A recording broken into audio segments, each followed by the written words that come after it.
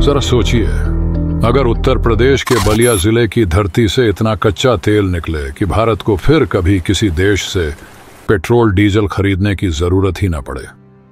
सोचिए, अगर हमारा भारत, जो अभी भी अपनी ऊर्जा जरूरतों के लिए बाहरी देशों पर निर्भर है, एक दिन ऊर्जा के मामले में आत्मनिर्भर बन जाए। सिर्फ आत्मनिर्भर ही नहीं, बल्कि इतना ताकतवर कि तेल बेचने वाले देशों की लाइन भारत के सामने लग जाए।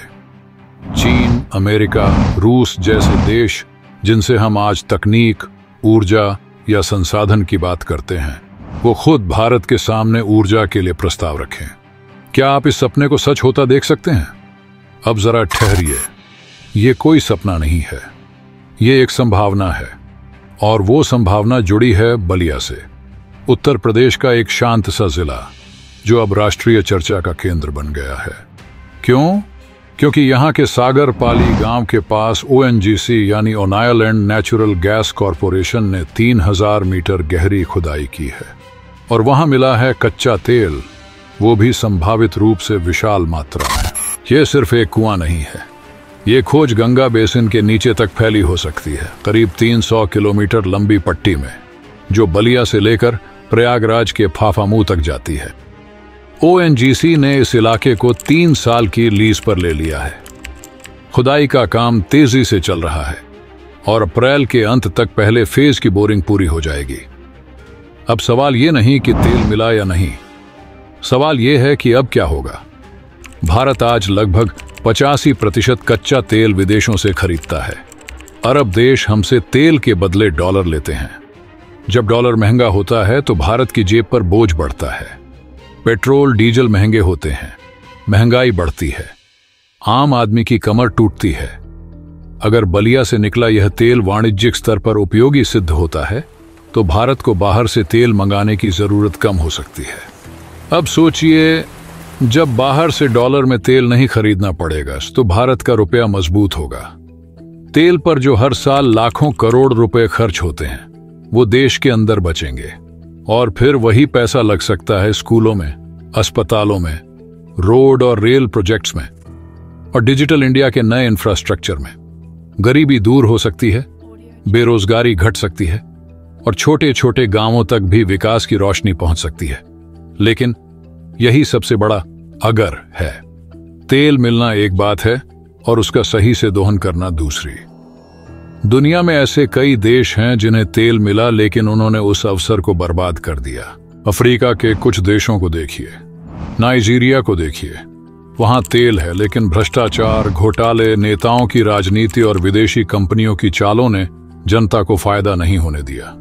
भारत को इस गलती से सीखना चाहिए। अगर बलिया से तेल मिलता है तो पहला कदम होना चाहिए पारदर्शिता। सारी जानकारी जनता को मिले। यह भी जरूरी है कि स्थानीय लोगों को रोजगार मिले, सिर्फ बाहर की कंपनियां ना आएं और तेल लूट कर चली जाएं। सरकार को चाहिए कि वह साफ सुथरी नीति बनाए जिसमें सिर्फ मुनाफा नहीं, लोगों का कल्याण हो। पंचायत से लेकर संसद तक यह तय किया जाए कि इस तेल का उपयोग जनता के लिए होगा, न कि किसी कॉरपोरेट फायदे के लिए।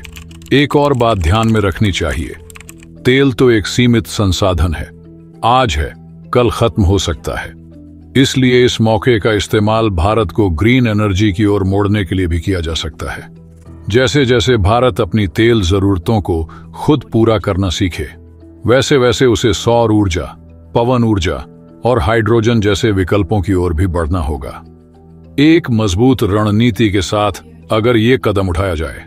और सोचिए, कल जब बच्चे स्कूल में पढ़ेंगे कि भारत कैसे सुपर पावर बना, तो उस किताब में लिखा होगा, एक समय उत्तर प्रदेश के बलिया से तेल निकला था और वहां से देश की किस्मत बदल गई थी। क्या हम उस भारत को देखना चाहते हैं जहां हर गांव के पास पक्की सड़क हो, हर बच्चे को स्कूल में किताब और इंटरनेट मिले, हर किसान के पास सिंचाई और बिजली हो, और देश दुनिया को ऊर्जा देने वाला बन जाए? क्या हम उस भारत के लिए तैयार हैं? लेकिन याद रखिए, तेल तो एक शुरुआत है। असली ताकत उस जनता में है जो सवाल पूछती है, जवाब मांगती है और बदलाव का हिस्सा बनती है। तो आपसे यही सवाल है, क्या आप तैयार हैं उस भारत को बनाने के लिए जहां पेट्रोल पंप पर लाइनें नहीं, बिजली से चलती गाड़ियां हों, जहां विकास की रफ्तार दिल्ली से चलकर सीधे बलिया, बक्सर और बहराइच के गांवों तक पहुंचे, जहां तेल सिर्फ इंजन में नहीं जले बल्कि देश की किस्मत में लगे। तो बताइए, क्या आपको लगता है कि बलिया की ये खोज भारत की तकदीर बदल देगी, या फिर ये भी एक सपना बनकर रह जाएगा? अपनी राय नीचे कमेंट में जरूर बताइए, और ऐसे ही दमदार, सच्चे और जोश से भरे विश्लेषणों के लिए चैनल को सब्सक्राइब करना न भूलें।